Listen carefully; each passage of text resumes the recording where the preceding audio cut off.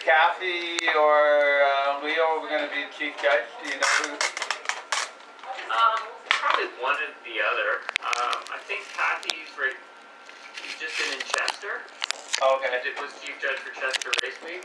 And Leo, I saw the other day, and I think he was just back from Chicago. So I think both of them are in town. Okay, I'll give him a buzz. I don't want to go in the room with him though. You don't want to room with him? I don't want to go into the room with him. Oh, well, you never want to anyways. Exactly. Kathy will probably hit you if she's in there. Probably. I know she always gets upset if I end up in there. Alright, so the other conditions here is this southwest wind. Okay. Okay. So when you look over here, there's actually a high level bridge. Okay. Hidden right up behind this point. Okay. You can see it very distinctly when you come in, and the wind basically is flowing down. Let me just switch to different window here.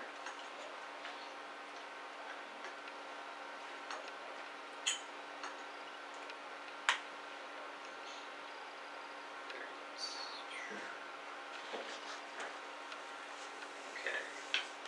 Does this show up a little better maybe for you guys? Oh, okay, yeah. Okay. So here, I can give you some scale instances. This is, the wind is coming down and you can see these elevation lines Okay. all around the city. You can see how they're steeped up right along here and all along here. That's the Niagara Escarpment. Oh, okay. And that is our wind funnel.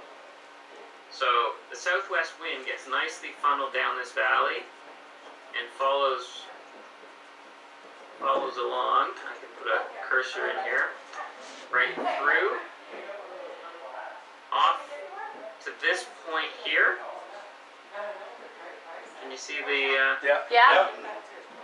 Okay, you can see that's 88 degrees magnetic. So it'll be the reciprocal of that. And just around 260, 270. Yeah. Okay. And you've got about a mile up, and that area of the bay is a bit deathly because the elevation changes, and they'll try to keep you from racing too much down there. But you'll see that is a natural funnel effect, and it will continue down the bay across that point.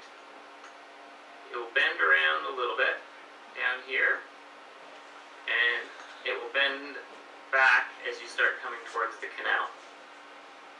Okay?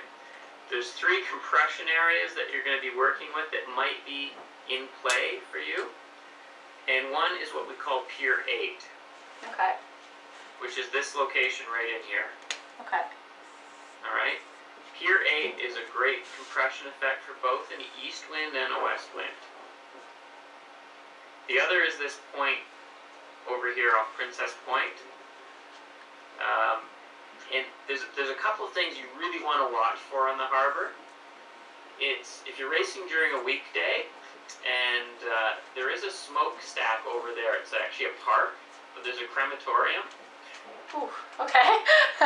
They don't have it quite right. You can have pretty good telltales of smoke coming off of it. Okay. Is that where your cursor is? Sorry, Kevin? Pardon? Is that where your cursor is right now? Sorry? Yes. Okay. So, maybe not the most tasteful telltale to use, but it's there. The other one is there is a flagpole located right here off the club. Okay. Actually right here, just below my shop. Okay. So right in here. There's a flagpole with a very large Canadian flag.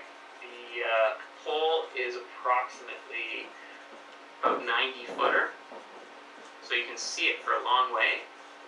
And the other one, there's a flagpole here, right on what we call Pier 8. Okay. Where there's a good compression effect, and you'll actually start seeing where the shifts are coming in based on these 2 flags, because they rarely agree. Okay. And you want to keep your eye on that. Okay. The next thing that's pretty helpful is over here.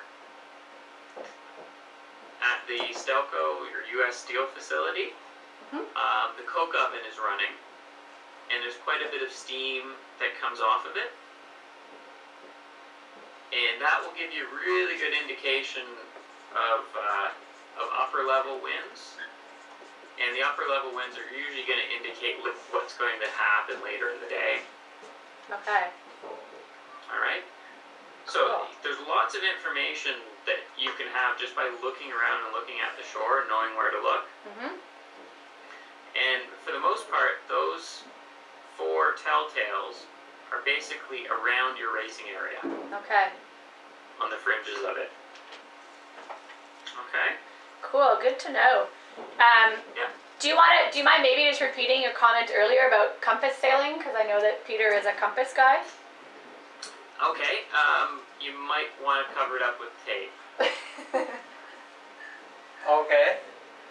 Is that because of, is it like Kingston Harbour where you get erratic readings, or is it just that the ships are There so are a few obvious erratic that readings. It's just the shift, what happens is here, it tends to be a bit of a drag race for the first shift. And so my recommendation is if you're treating this venue, you have to remember that it's either going to be streamers of wind following that path that I gave you down the harbor, or it's going to be these compression effects, Pier 8, Princess Point, Stelco Piers, and there's a few little points over here where you can get a little ghost of a little bit more pressure. But those are the in-play effects. Do you see them there? yeah. Yeah. Thanks. Let me zoom in maybe a little more. Okay.